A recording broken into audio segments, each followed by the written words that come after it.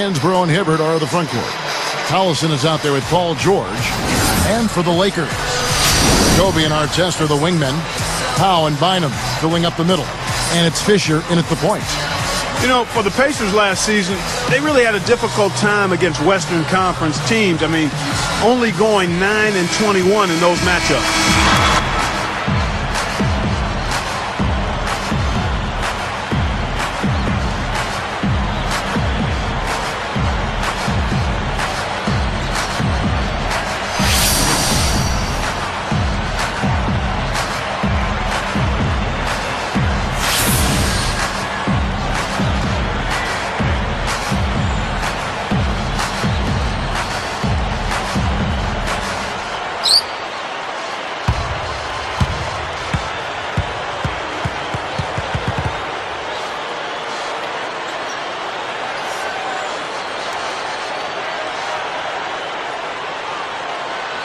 Tip-off goes to the Lakers.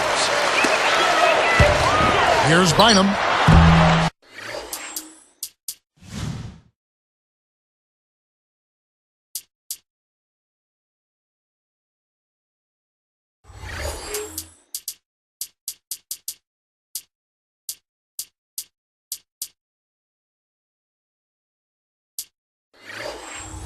It's hauled in by George. Pretty tough shot to take there. Well, you got to like his confidence, though, even though the quality was a little bit to be desired. You talked about the troubles, Clark, against the Western Conference. For whatever reason, Steve, they struggled to defend Western Conference opponents. Well, I thought the biggest thing was the West was so much deeper than the East last year, Kevin. The East had some strong teams at the top, but overall, a weaker field of teams. You go out West, and on a nightly basis, you're going against a really tough team. I think that's the disparity in the numbers for Indiana. Kobe, no good. Now the Pacers with it. It's a three-point game. And I think Doris Burke has something for us right now. Doris? Earlier I spoke with Frank Vogel. He told me that he's hoping to see the other guys frequently bring the ball into the lane against them, saying, quote, "We'll be better off when they try to get it in tight because we have our great shot blockers. They're not going to have any easy looks in the middle." Kevin?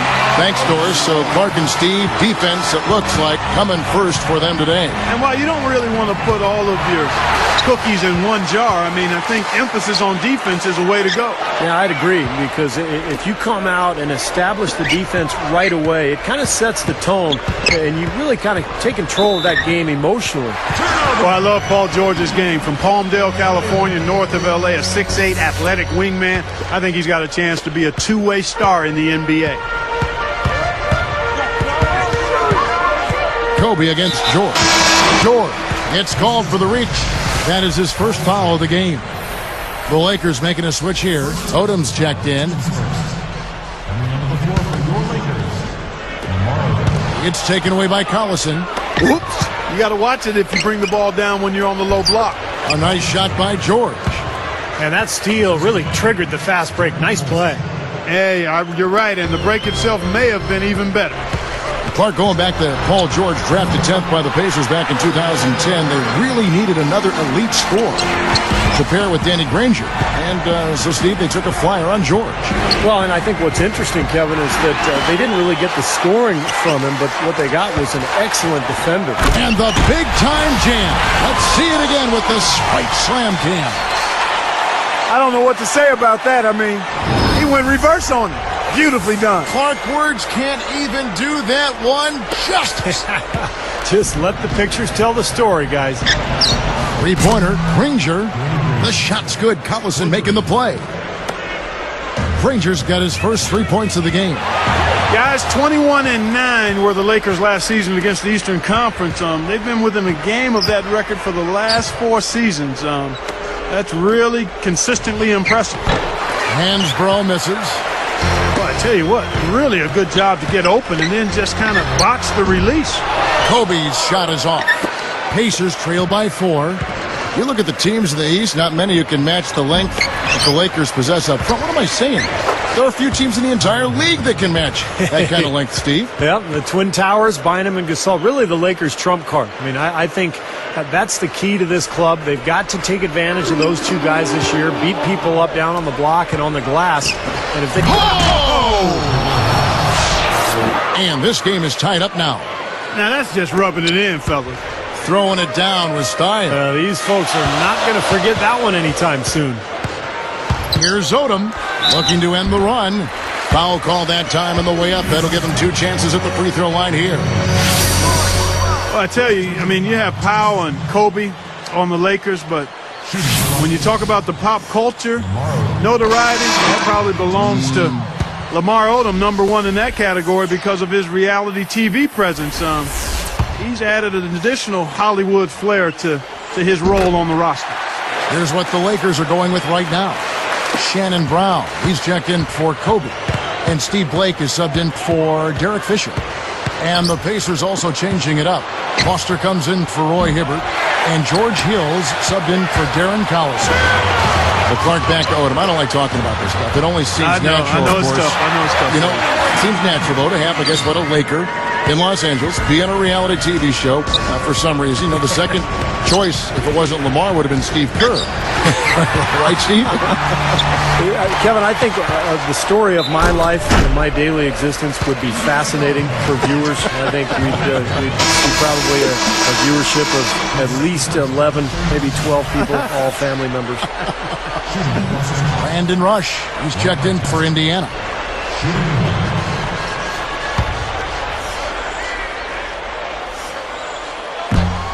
The free throw off from Artest. Ron Artest has become such an enigma in this league over the years. He's a great player at times, but frequently loses his focus. But when he's on, when he's playing with a purpose and with intensity, he is really something. He misses the free throw. And Ron Artest, guys, you know, probably the most unpredictable, quotable player in the league. A colorful player, no doubt, Clark. Well, yeah, no question about it. Spontaneous would be another word I would throw. We enjoyed him in Indianapolis when he was there. He obviously has had some bumps during the course of his career, but at his core, good-natured. Couldn't have been happier for a player than when I saw him have the game he had in Game 7 when the Lakers won that championship in 2010. But you're right, he's a colorful, spontaneous, good-hearted guy. And he's won awards from the league, from the people that cover the league, for what he has done in the community since that flare-up back in the early part of the decade. Yes, that's exactly right. And again, that... Boy, that dunk got everybody up off their seat. Oh, they're loving it, aren't they, Steve? Well, how could they not? I mean, he put the cherry on top of the sundae on that one. Here's Gasol. Good. And the assist goes to Blake.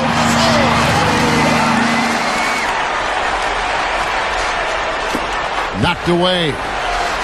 29 seconds left to play in the first. Here's Foster, and count it. 2 points with a chance for one more at the free throw line. Stuck with the play, finished it, and now a chance for the three-point play. Good work that time, Steve. I mean, he willed that one into the basket. Andrew Bynum's checked in for the Lakers. Barnes comes in for Ron Artest.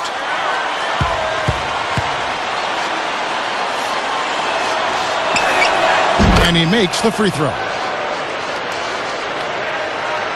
And here's Los Angeles. Tries a three. It's rebounded by Indiana. Hansbrough's got 3 rebounds so far in the game. Foster, that's good. He has 5. Blake with it. Knocks it loose. And they're running to the paint. He goes up.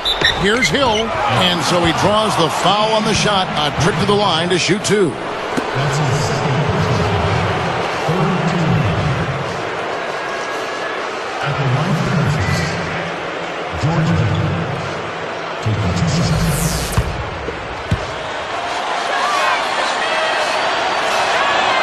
And he can't get the first one.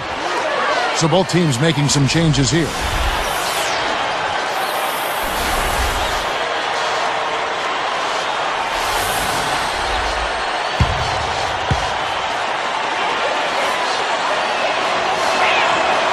No good on the second free throw.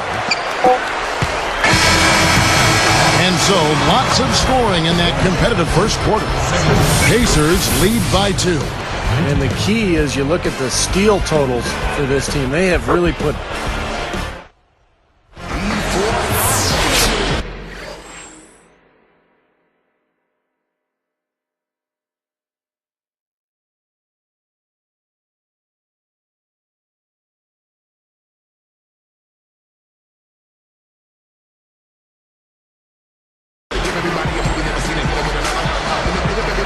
So far, it's been a closely contested game as we get the second quarter up and going.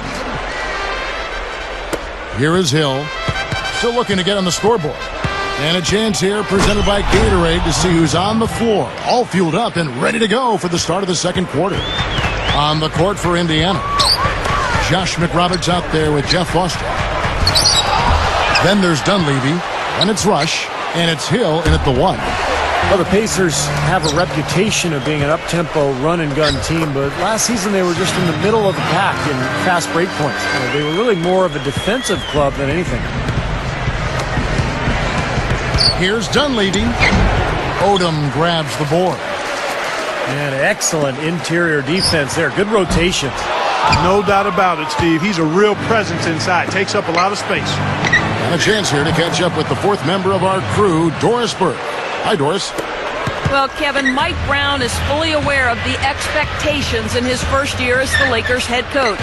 He knows what he got into and understands what the Lakers consider success. Quote, "We don't play for second here." He will have his work cut out, though, given how the Lakers exited last year's playoffs. Thank you, Doris. No doubt a lot of pressure on Mike Brown in his first year here in L.A. Well, tough shoes to fill in Phil Jackson, and then a place in Los Angeles where winning is expected. And if you don't win at all, it's been a failure. And the Lakers with some changes. Pau Gasol has checked in for Odom, and Derek Fisher is subbed in for Shannon Brown. Indiana also making some changes. Roy Hibbert's checked in for Foster, and it's Granger in for Brandon Rush. And Pau Gasol, the bucket on the assist from Andrew Bynum. 6 points for Pau Gasol. And one of the things you love about Andrew Bynum, guys, is his hands. He's got the ability to catch the ball in traffic for a big guy, and then he's so long that he can finish at the rim very easily. And Pau Gasol, the bucket on the assist from Derek Fisher. Gasol's got 4 points this quarter. Out of bounds. And they'll keep possession.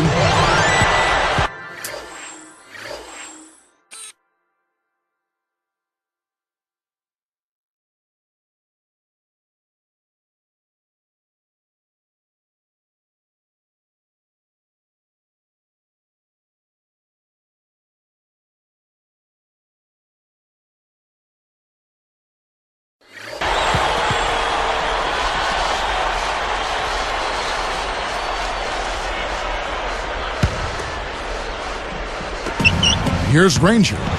6 points for him. No good. Some solid D here from Bynum. Clark, of course, speaking of Andrew Bynum's great hands, he was coached closely by the great Kareem Abdul-Jabbar early in his career. And, Kevin, you could not ask for a better mentor as a young center. I mean, Bynum possesses the same kind of overwhelming length that Kareem had, and he may not be in the same league offensively. Kareem was really special, but he can definitely still score over the top of people. Here's Dunleavy, and he bangs it home with one hand. Yeah, he didn't try to get too cute on that one. He just simply threw it down. Still, though, Steve, makes for a great highlight, doesn't it? Yeah, well, anytime he dunks the ball, it's pretty to watch because he is athletic. Barnes against Granger. Here's Hill, and it's sent back by Bynum. Lakers trail by 4. Early shot attempt. The offensive rebound. Here's Gasol, and their work on the board pays off with the second chance points. Gasol's got 10. Hill kicks to Granger. Gasol covering. Straight up. Hibbert hits the bucket. And the Pacers lead by 4. They continue to barrel their way inside, and when's the defense going to adjust? Well, I'm asking the same question myself, partner. I mean, that's 8 points out of their last 10 coming inside. You know, for so long we've seen the Lakers coast into the playoffs, put themselves in a tight spot, and then find a way out of it. But in that series versus Dallas in last season's playoffs, they really looked like a tired and overmatched team. Nice defense poking that one out of bounds. just a nanosecond quicker, and they would have been going the other way. Some changes.